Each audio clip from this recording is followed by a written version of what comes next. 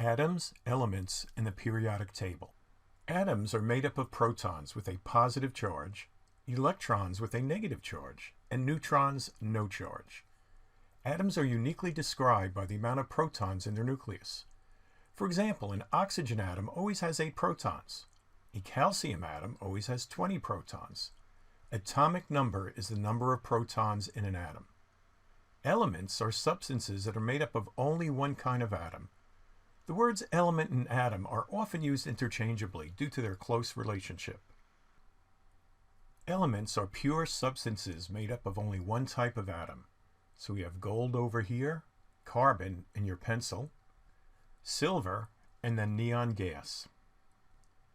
The periodic table of elements contains physical and chemical information about every element that matter can be made of in the universe. The Pillars of Creation, part of the Eagle Nebula shown to the right, is a cloud of interstellar gases 7,000 light-years from Earth, made up of the same gaseous elements found on the periodic table. Why is one of the most useful tools ever created by humans called the periodic table?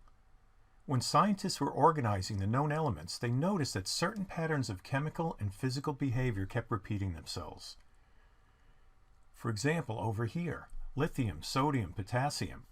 These elements are all shiny metals and react violently in water.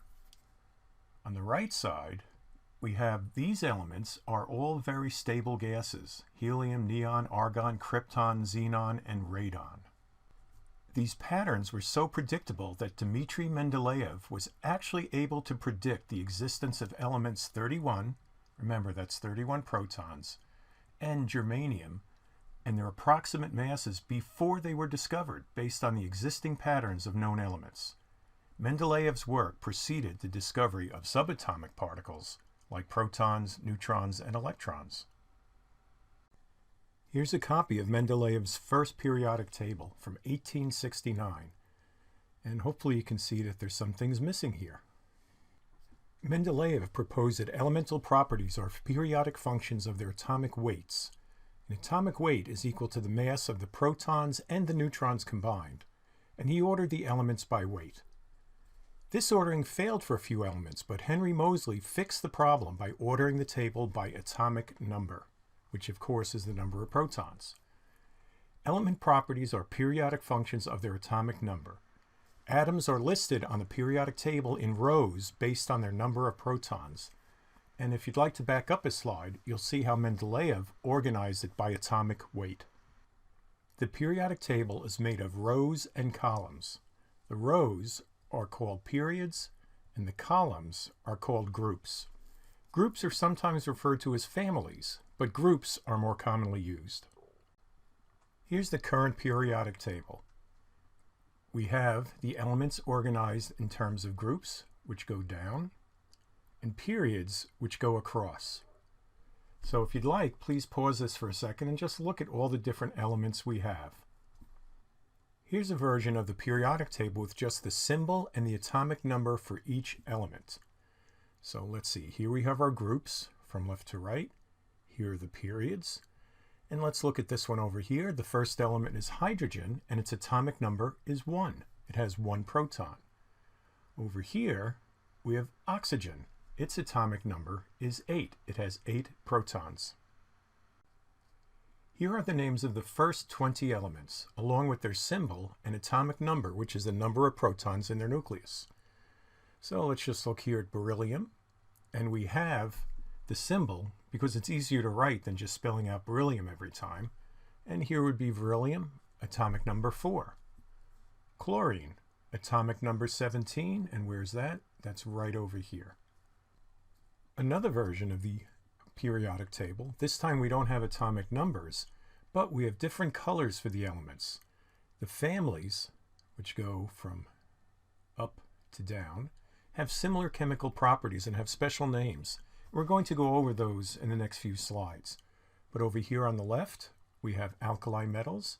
Over here on the right, we have noble gases. And here's a little song with all the elements in it. One more version just to highlight the fact that some groups have distinctive properties and are given special names. Again, the groups go from top to bottom like that. Group 1, the alkali metals. They are very reactive, soft metals. Moving one group to the right, we have group 2, alkaline earth metals. Those are reactive metals, not as reactive as the ones in the first group. And perhaps you can see here it's a little hard. You've got the number 6, then Roman numeral 8, and then 6b. The current notation uses the simple number at the top, right? Group 1, group 2. Those others are different notations, not as common.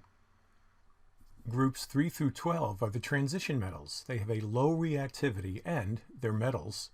And here you can see the numbers 3, 4, 5, 6, etc. all the way to 12. And here are the inner transition metals, group 3. Now they're kind of funny here at the bottom, but the lanthanide series, which are the top, they would fit right here and then they would stretch out.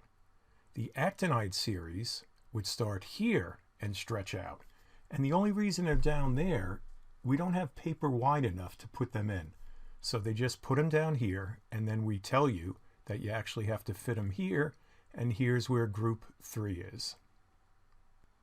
Group 16 is the oxygen family, because we have oxygen at the top of it.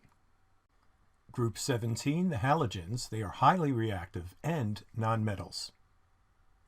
Group 18 are the noble gases, nearly inert. That means they don't react well with any other element in the periodic table.